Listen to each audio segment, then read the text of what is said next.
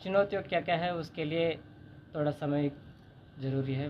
Review करेंगे, review करके यहाँ पे जो जो केसेस हो रहे हैं उसका समीक्षा करके केस टू केस बेसिस में हम कार्रवाई करेंगे। और यहाँ पे मुजफ्फरपुर में पहले भी रह चुका हूँ। यहाँ पे प्रोबेशन मेरा ट्रेनिंग इधर ही हुआ था। यहाँ पे इलाके के बारे में, ज़िला के बारे में लगभग हमको पता है, लेकिन और गहन से इसको पता करना ज़रूरी है। कहाँ कहाँ इम्प्रूवमेंट का ज़रूरत है, कहाँ कहाँ पूरा सहयोग, आप लोगों का सहयोग लेके कैसा काम करना है, कैसा आगे बढ़ाना है। सीनियर एसपी सर का गाइडेंस में हम आगे बढ़ने के लिए हम पूरी तैयारी के लिए हम प्लान कर रहे हैं। भू माफियाओं के लिए क्या कुछ रहेगा? भूमि से जुड़ा हुआ काफ़ी ज़्यादा जो है विवाद, वो सारे चीज़ों में पर्टिकुलर केसेस में रिव्यू करना पहला मुद्दा रहेगा। केस रिव्यू करके उसका केसेस के इन्वेस्टिगेशन का प्रगति पता करके उस केसेस में जैसे एमओ क्या रहा था उसको कैसा प्रिवेंट कर सकते हैं, उस डायरेक्शन में प्रिवेंटिव मेजर्स हम ले लेंगे।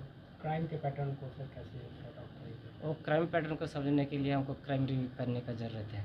उसके लिए थोड़ा समय ज़रूरी है। कृपया आप लोग हम उसको सहयोग करिए इसमें। विशेषकर जो शहरी का संवेदनशील सामना जो इलाका है सर, उसको किस तरह से फोकस रहेगा आपका? उसमें लिए बेसिक्स ऑफ पुलिसिंग हम करेंगे, जैसे पुलिस विजिबिलिटी बढ़ाना, व्हीकली चेकिंग करना, पुलिस पिकेट्स का भी हम अब अभियान चला रहे हैं, उसका भी हम प्लान करके तुरंत उसको भी इम्प्लीमेंट करने के लिए प्लान कर रहे हैं।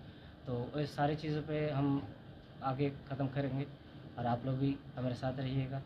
मुजफ्फरपुर को शांतिपूर्ण बनाने में आप लोग भी हमको मदद दे दीजिएगा। फुल सिटी एसपी जो थे सर, वो नशे के व्यापार पर लगाम लगाने के लिए विशेष अभियान चला रहे थे। वो अभियान आगे भी जारी रहेगा, आगे भी रहेगा, उसका रिव्यू भी करेगा।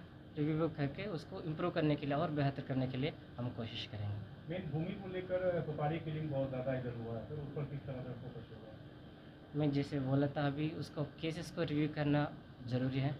बिना रिव्यू के हम कुछ नहीं कह सकते हैं, ठीक है। लेकिन प्रिवेंटिव मेजर्स वही रहेगा, पुलिस विजिबिलिटी रहेगा, व्हीकल चेकिंग, सघन छापेमारी करना, कलेक्टिव मोबिलाइजेशन ऑफ फोर्स, वो करते हुए हम आगे बढ़ेंगे।